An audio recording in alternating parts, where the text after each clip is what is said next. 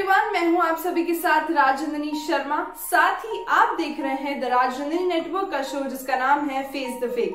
आज हम face the fake में बात करेंगे कुछ कोरोना वायरस की जो मेडिकेशंस हैं उनके बारे में, साथ ही वैक्सीन्स के बारे में, और भी कई ऐसी फेक न्यूज़ हमने आज रिसर्च की है और पाई है, उन सब के बारे में हम आज बात करने वाले हैं। So let's face the fake with Rajnandini Sharma.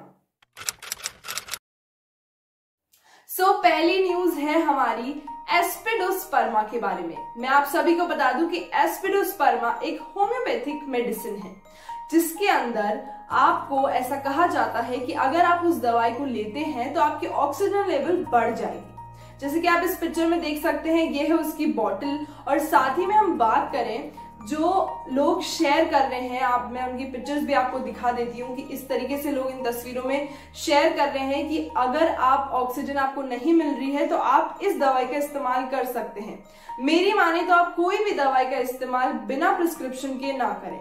दूसरी बात, जब हमने देखा और पाया, रिसर्च की कि क्या वाकई में ये जो मेडिसिन है ये इस कारगर है कि ये ऑक्सीजन लेवल इंक्रीज कर देगी, लेकिन अभी तक ऐसा कोई भी केस नहीं पाया है जिसके अंदर इस मेडिसिन का उपयोग किया गया हो और ऑक्सीजन लेवल उस इंसान का बढ़ गया हो।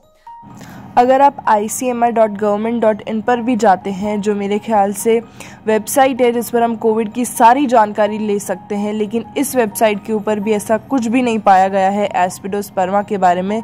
तो मुझे लगता है कि कहीं ना कहीं हमारे पास ये प्रूफ है कि इस मेडिसिन को हम ना लें।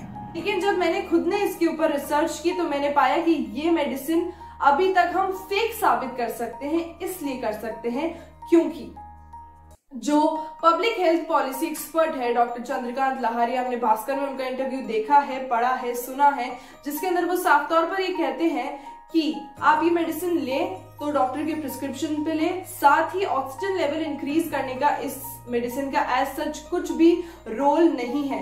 तो हमारी अगली न्यूज की तरफ बढ़ते हैं। अगली न्यूज है पीरियड्स के बारे में। आपने कई ऐसी पोस्ट देखी होगी जिसके अंदर आपको लोग बता रहे हैं कि आप पीरियड्स के 5 दिन पहले, पीरियड्स के 5 दिन बाद और पीरियड्स के दौरान वैक्सीनेशन ना करवाएं, क्योंकि उस वक्त महिलाओं की इम्यूनिटी पावर जो होती है वो लो होती है। जो वीकनेस उन्हें होती है उस टाइम, उसकी वजह से अगर आप वैक्सीन लगवाते हैं तो आपकी बॉडी उसको झेल नहीं पाएगी। ऐसी कुछ मैंने पोस्ट देखी है, कुछ स्टोरीज देखी है, कुछ स्टेटस देखे हैं जिसमें ये चीज लोगों ने लिख रखी है। इस पर बात करते हैं। ये कुछ प्रूफ्स है जो मैं आपको शो करना चाहती हूँ। जैसे आप द गार्जियन की वेबसाइट पर जाएंगे तो यहाँ पर भी यही चीज़ यूएस एक्सपर्ट्स ने बोल रखी कि ऐसा कोई डेटा लिंक नहीं करता है मेंस्ट्रुएशन साइकिल और कोविड-19 की वैक्सीन को लेकर। साथ ही न्यूयॉर्क टाइम्स में भी यही चीज़ है। आप ये पूरा आर्टिकल जाके पढ़ सकते हैं कि क्या है इस आर्टिकल में मेंस्ट्रुएशन और कोरोना वायरस वैक्सीन के बारे में क्या दिया गया है। साथ ही कुछ जो सोशल मीडिया इन्फ्लुएंसर्स हैं वो भी यही रूमर स्प्रेड कर रहे हैं। ऐसी भी कहीं ना कहीं से हमें खबर मिली है और मदर जोन्स पे आप जाकर ये चीज़ देख सकते हैं।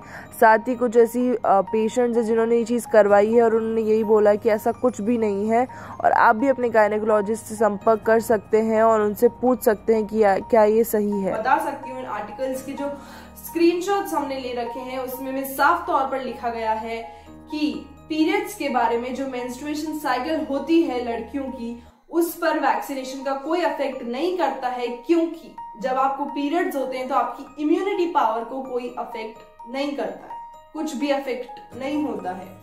ये चीज साफ तौर पर इन पर लिखी गई है।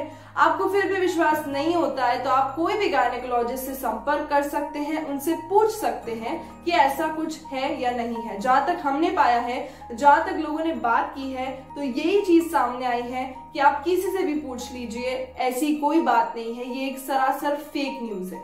जो हमारी तीसरी और आखिरी खबर है वो है रेमडेसिविर इंजेक्शन के बारे में। आजकल हम देखते हैं कि रेमडेसिविर की जो एक डिमांड है वो कई एक ऊंचे लेवल पे पहुंच चुकी है। इलीगली भी वो सेल किया जा रहा है। उसी दौरान हम देखते हैं, जैसे कि आप तस्वीरों में देख सकते हैं, कि रेमडेसिविर एक नहर में तैरते हुए दिखाई दे रहे हैं। सारे इंजेक्शन, ये कुछ 600 से ऊपर इंजेक्शंस हैं जो इस नहर में गिरे हैं। मैं आपको बता दूं ये पंजाब की है, ये पंजाब का खबर है और पंजाब की भाखड़ा कैनाल में ये सारे इंजेक्शंस और दवाइयां यहाँ डाली गई। सबसे पहली चीज, संबित पात्रा का हम ये ट्वीट देखते हैं।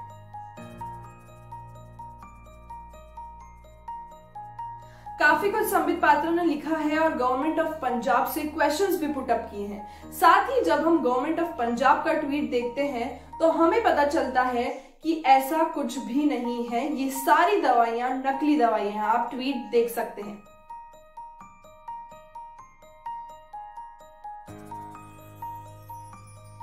साथ ही टाइम्स ऑफ इंडिया की वेबसाइट पर हमने पाया कि रोपड़ पुलिस ने 7 मई को ये सारे इंजेक्शंस और जितनी भी नकली दवाइयां हैं, नकली इंजेक्शंस इन्हें बरामद किया था और अभी तक वो तलाश कर रहे हैं कि किसने ये बहाया है और किसने ये बनाया है। दोनों ही लोगों की और जो भी पूरी गैंग है इसके पीछे, उसकी तलाश की जा रही है।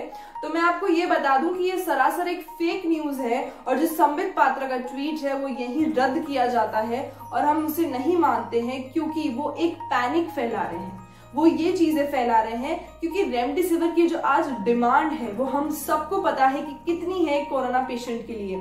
तो इस दौरान अगर आप ऐसी चीजें फैलाएंगे जो नकली है, जो किसी काम की नहीं है, वो किसी की बॉडी में जाके कोई भी रिएक्शन कर सकता है, कुछ भी अफेक्ट कर सकता है, उसे हम क्यों शेयर करें। पहले हम कंफर्म तो हो जाए। संबित पात्रा तो बीजेपी के एक अच्छे कार्यकर्ता है और मेरे ख्याल से काफी नॉलेज उनको है चीजों के बारे में, तो ऐसी चीजें उन्हें शेयर नहीं करनी चाहिए। साथ ही मैं आपको भी जागरूक करना चाहती हूँ, अवेयर करना चाहती हूँ। आप लोगों को सतर्क रहने की ज्यादा जरूरत है क्योंकि आप दूसरों को सतर्क कर रहे हैं। लेकिन अगर आप फेक न्यूज ही शेयर करते रहेंगे, आपको खुद को नहीं पता है कि ये सच्ची है या झूठी है, तो मेरे ख्याल से इस फेक न्यूज की दुनिया को हम कभी बदल नहीं पाएंगे।